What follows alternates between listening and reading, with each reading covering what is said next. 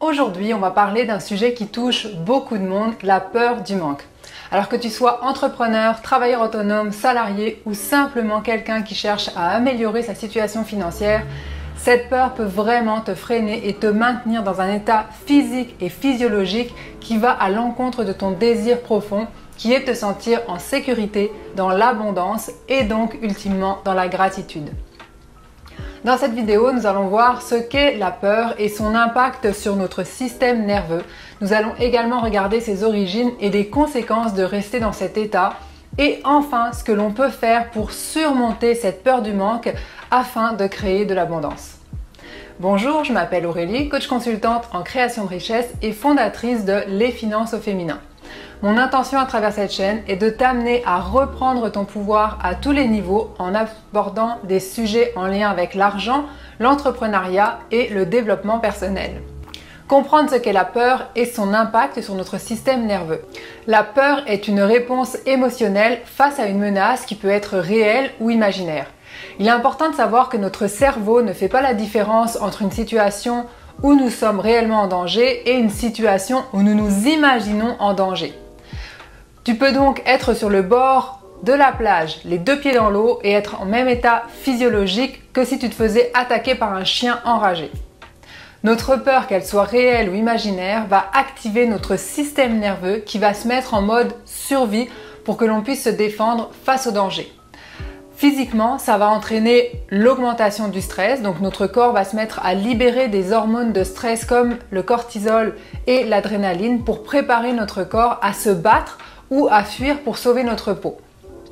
Des réactions physiques telles que des palpitations, donc on va avoir une respiration qui va être plus rapide et une tension musculaire qui va se créer.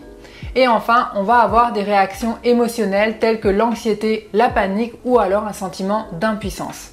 Alors tous ces mécanismes ont un seul but, c'est celui de nous protéger du danger pour assurer notre survie. Tous ces modes de survie génèrent donc des comportements, une façon de penser, une relation aux autres et à soi-même qui peut nous nuire, et tant que nous ne reprenons pas notre contrôle sur le système nerveux pour retrouver notre calme, notre sérénité et pour nous sentir en sécurité, nous allons rester victimes de cet automatisme qui se déclenche pour nous protéger. Alors si tu souhaites mieux comprendre le fonctionnement de ton système nerveux pour pouvoir le réguler afin de revenir à un état où tu te sens bien, en confiance, je t'invite à lire les livres de Stephen Porges, qui est un psychologue et neuroscientifique américain et qui a développé la théorie polyvagale. Alors je sais que le nom n'est pas vraiment sexy, mais je te garantis que l'information qu'il partage vaut son pesant d'or. Malheureusement, ces livres sont en anglais. Par contre, Ludovic Leroux, qui enseigne la pleine confiance à travers la compréhension de la théorie polyvagale, a écrit un livre en français qui s'appelle Nerfs vagues et qui est vraiment super bien écrit.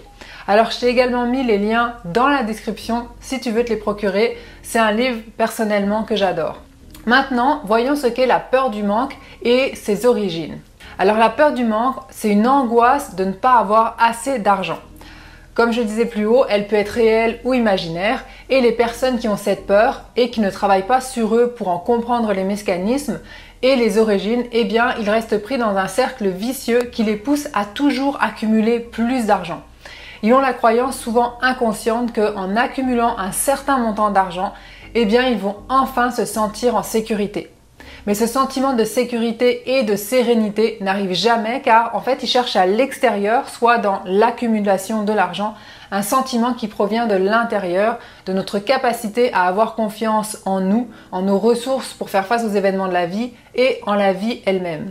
Aucune somme d'argent ne pourra répondre à ce besoin.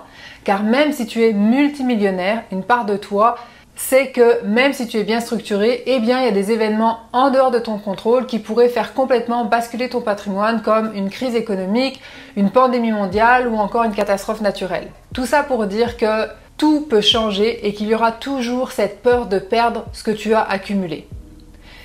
Mais quand tu as réellement confiance en toi, en tes capacités et en la vie, peu importe ce qui se passe, tu sais que tu vas pouvoir t'en sortir, que tu vas pouvoir recréer de la richesse et ça, personne ne pourra jamais te l'enlever. Lors d'une entrevue, Christian Junod, un expert de la relation à l'argent qui est suisse, explique qu'il rencontrait énormément de multimillionnaires quand il travaillait dans une banque suisse et que malgré tous leurs millions accumulés en banque, eh bien, ils avaient toujours cette peur du manque et qu'ils en voulaient toujours plus. Comme dirait l'humoriste Romain Fraissinet, il y a des gens qui en veulent tellement plus tout le temps qu'on a l'impression qu'ils sont pauvres. Maintenant, voyons d'où vient cette peur du manque.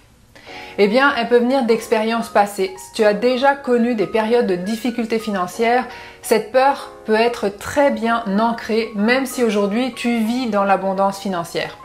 Ça peut également venir de ton éducation et ton environnement. Nos croyances sur l'argent sont souvent influencées par notre famille et notre entourage. Et si tu as grandi dans une famille avec des croyances limitantes sur l'argent, eh bien, il se peut que tu sois pogné avec. J'ai fait une capsule sur les croyances que je t'invite à regarder si tu veux comprendre comment elles fonctionnent et comment tu peux faire pour les changer. Je t'ai mis également le lien dans la description. Alors, de par les messages qui sont également véhiculés par la société, entre nos systèmes capitalistes qui valorisent constamment la sécurité financière à travers le profit à tout prix sans considérer l'impact humain et environnemental, ou encore les médias qui véhiculent constamment des messages remplis de peur, eh bien il y a de quoi être submergé émotionnellement. Alors la peur du manque peut également venir de ton manque de compréhension et de compétences au niveau des finances. Les finances ne sont pas enseignées à l'école et la majorité d'entre nous ne savent pas comment gérer leur argent pour la faire fructifier. Beaucoup de personnes vivent au-dessus de leurs moyens, ce qui les empêche d'économiser et donc de faire fructifier leur argent pour créer de la richesse. Avant d'aller plus loin, je t'invite donc à te poser les questions suivantes. Manques-tu réellement d'argent présentement ou est-ce que tu projettes une peur dans le futur? As-tu vécu des expériences passées où tu as manqué d'argent? Ta famille t'a-t-elle transmis la peur du manque? Es-tu constamment en train d'écouter des chaînes ou des personnes qui parlent des crises potentielles, de la récession, de tout ce qui pourrait aller mal dans le monde? Sais-tu bien gérer tes finances?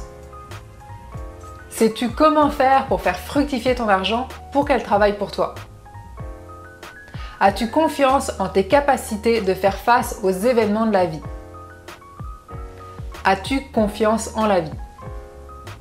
Et enfin, es-tu réellement prête à faire les efforts pour reprendre ton pouvoir à tous les niveaux pour te sentir en sécurité intérieure avec ou sans argent? Maintenant, voyons les conséquences de rester dans la peur du manque. Alors la peur du manque peut avoir des effets dévastateurs sur la création de notre richesse puisque tu pourrais prendre des décisions financières complètement irrationnelles. Par exemple, tu pourrais éviter d'investir dans des fonds de placement, dans ton entreprise ou dans des formations par crainte de perdre, de ne plus avoir accès à ton argent ou de dépenser trop alors qu'au contraire, ça pourrait t'aider à en générer plus. Tu pourrais également stagner professionnellement en refusant des opportunités de croissance par peur d'échouer ou de perdre ce que tu as déjà. Tu pourrais également être stressée ou anxieuse constamment. Donc je pense que je t'apprends rien si je te dis que de vivre constamment sous pression, eh bien ça peut nuire à ta santé mentale et physique. Voyons maintenant comment passer de la peur du manque à la création d'abondance. Alors je te mentirais si je te disais que tu vas pouvoir t'en débarrasser du jour au lendemain comme par magie. Par contre, ça peut vraiment aller très vite si tu es vraiment décidé et que tu es prête à faire le travail intérieur pour aller à la source du problème et donc des solutions. Parfois, la peur du manque est fondée sur des réalités financières, d'autres fois, elle est irrationnelle et basée sur des croyances limitantes ou des perceptions erronées. Ce sont deux côtés d'une médaille qu'il va falloir explorer pour reprendre ton pouvoir. Alors l'étape numéro 1 est de commencer par calmer ton système nerveux.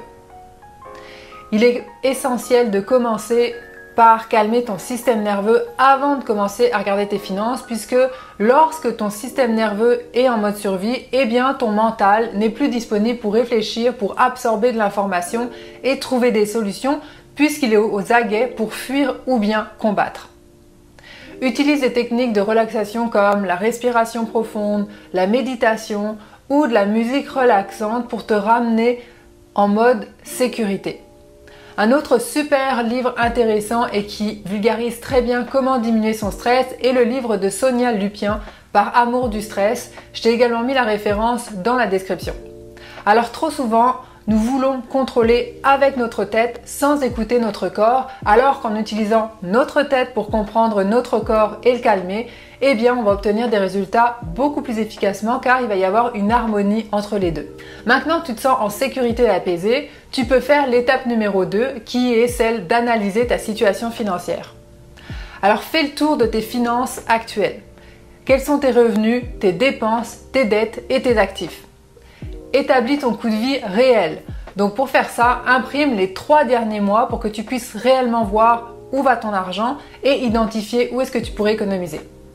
Réorganise tes obligations. Si tu as des dettes, regarde quelles seraient les stratégies disponibles pour réorganiser tes dettes afin que ça te coûte moins cher en intérêt et qu'il t'en reste plus dans tes poches.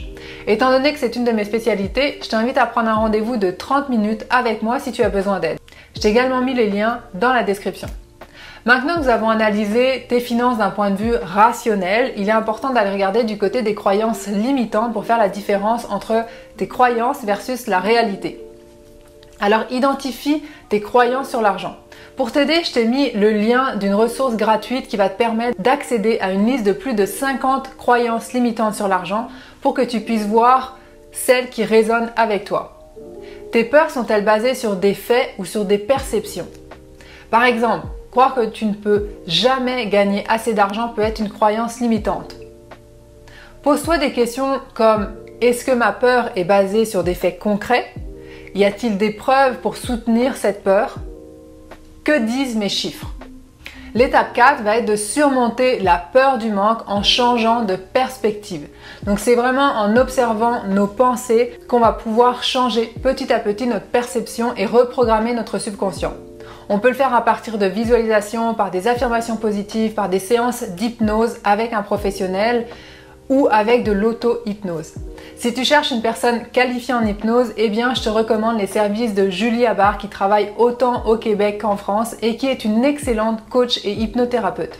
Je t'ai mis le lien de son site web dans la description. Voici un exemple de reprogrammation. Au lieu de penser « je n'aurai jamais assez d'argent », dis-toi « je suis capable de créer l'abondance et d'attirer des opportunités financières ». La première affirmation est très limitative alors qu'au contraire la deuxième ouvre le champ des possibles. Surmonter la peur du manque en t'éduquant financièrement. C'est sûr que tu pourras jamais te sentir en sécurité si tu n'as pas les connaissances en finance. Investis dans des cours, une formation ou un accompagnement pour aller chercher les compétences qu'il te manquent. Le pouvoir, c'est le savoir. Si tu as besoin d'aide, prends un rendez-vous avec moi pour que l'on voit ensemble comment je pourrais t'aider. J'offre autant des formations en ligne que des accompagnements personnalisés. En comprenant tes finances, tu vas être en mesure de diversifier tes revenus pour faire fructifier ton argent afin de te créer de la richesse. C'est pas parce qu'on a confiance en la vie et en soi qu'on ne doit pas se créer une bonne stabilité financière. Ce n'est pas l'un ou l'autre, mais bien l'un et l'autre. Et enfin, eh bien, surmonter la peur du manque en t'entourant de personnes positives qui ont une vision positive de la vie et qui t'inspirent. Cela peut inclure des mentors, des coachs ou des amis qui te soutiennent et qui t'encouragent dans tes projets. Alors en conclusion, la peur du manque est une émotion puissante qui peut être induite par une situation que tu vis ou que tu imagines vivre et qui se manifeste physiquement dans ton corps, même si elle ne reflète pas ta réalité. C'est en revenant à toi, en apprenant à te faire confiance, en t'éduquant financièrement tout en prenant des actions concrètes que tu vas pouvoir transformer cette peur en un moteur qui va te permettre de créer de l'abondance tout en te sentant en sécurité intérieurement. Alors j'espère sincèrement que cette vidéo va t'avoir aidé à mieux comprendre ta peur du manque pour que tu puisses la transformer pour reprendre ton pouvoir. J'espère sincèrement que cette vidéo va t'avoir aidé à mieux comprendre ta peur du manque pour que tu puisses la transformer pour reprendre ton pouvoir. Alors je te remercie de m'avoir écouté et pense à t'abonner si ce n'est pas déjà fait et à liker cette vidéo. Donc je te dis à très bientôt.